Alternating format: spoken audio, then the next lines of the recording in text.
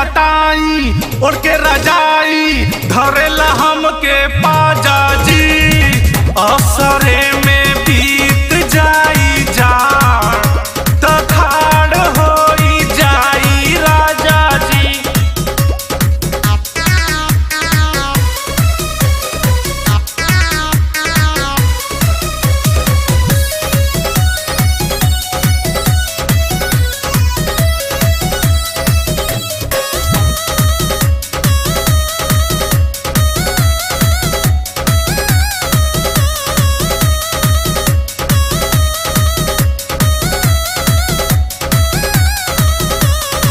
जात कहला फोन हम करब लेकिन भूल गईला हो।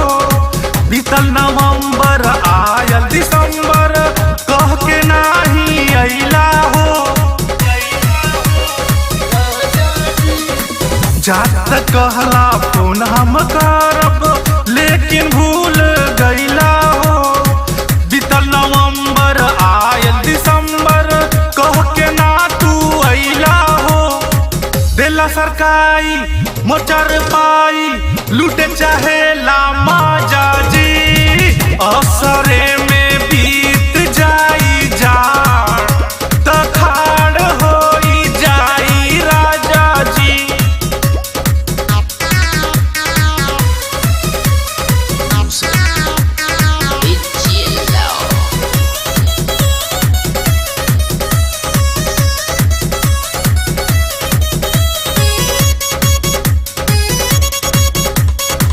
सुना लागे बिंदी कंगना तोहरे बिना सजना हो।